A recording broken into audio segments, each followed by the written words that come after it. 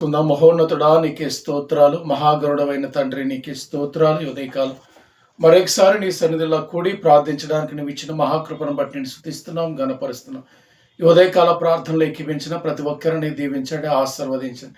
నీ మాటల మీద ధ్యానిస్తుండగా నీవే మాతో మాట్లాడండి. నీ మాటే యేసయ్య మమ్మల్ని నడిపించేది, నీ మాటలే మమ్మల్ని దీవించి ఆశీర్వదించి అటువంటి జీవగల వాక్యాన్ని మేము ధ్యానిస్తుండగా నీవే అందరితో మాట్లాడమని యేసయ్య నామములో అడుగుచున్నాము తండ్రి, ఆమేన్. దేవుని యొక్క వాక్యాన్ని మనం చదువుకుందామండి. కీర్తనలు 62వ కీర్తన 5వ వాక్యాన్ని మనం చదువుకున్నట్లయితే, నా ప్రాణమా దేవుణ్ణి నమ్ముకొని మౌనముగా ఉండము, ఆయన వలనే మనకు నిరీక్షణ కలుగుతున్నది అన్న మాటను మనం చదువుకున్నామండి.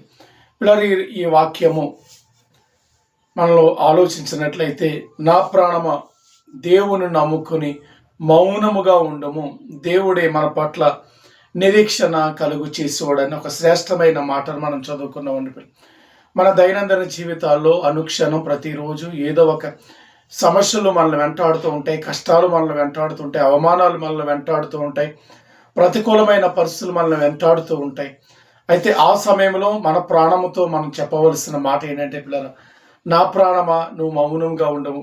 ఎందుకంటే దేవుని యందు నువ్వు నమ్మిక ఉంచి నువ్వు మౌనంగా ఉండము, ఆయనే మన పట్ల నిరీక్షణ కలుగు చేస్తాడు.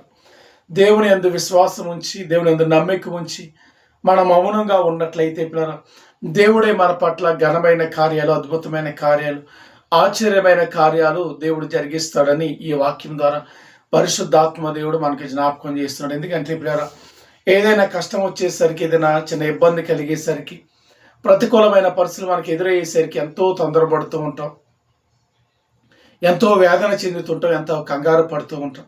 అయితే దేవుని యొక్క మాటలు ఈ 62వ కీర్తన 5వ వాక్యంలో భక్తుడైన దావీదు గారు రాస్తున్నారు, తన ప్రాణంతో చెప్పుకుంటూ, ప్రాణమా ఎన్నో సమస్యలు నాకున్నాయి, శత్రువులు నన్ను వెంటాడుతున్నారు, సమస్యలు నన్ను వెంటాడుతున్నాయి, నన్ను ప్రాణం తీయాలని చూసేవారు నన్ను వెంటాడుతూ ఉన్నారు. అయితే ఇదిగో నువ్వు నెమ్మది కలిగి ఉండు, ఎందుకంటే నేను ఆయన నమ్ముకున్నాను కనుక. ప్రాణమా నువ్వు నెమ్మది కలిగి ఉండు, నాకు దేవుడు సహాయం చేస్తాడు. శత్రుడు ఎంత నన్ను వెంటాడినా, సమస్యలు నన్ను వెంటాడినా, నన్ను ప్రాణం తీసేసేవారు నన్ను వెంటాడినా కానీ నేను దేవుడు ఎందుకు నమ్మిక ఉంచి ఉన్నాను కానీ కనుక నేను నెమ్మది కలిగి ఉంటాను.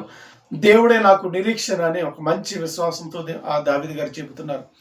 ఈరోజు దేవుని మాటలు వింటున్న మనము కూడా ఎన్నో సమస్యలు, కష్టాలు, వేదనలు, సమస్యలు, ఇబ్బందులు ఎదురైనప్పుడు ఇలాగూ మన ప్రాణంతో మనం చెప్పుకోవాలి, ప్రాణమా నువ్వు నేను దేవుణ్ణి నమ్ముకున్నాను కనుక నువ్వు మౌనముగా ఉండు, దేవుడే నా పట్ల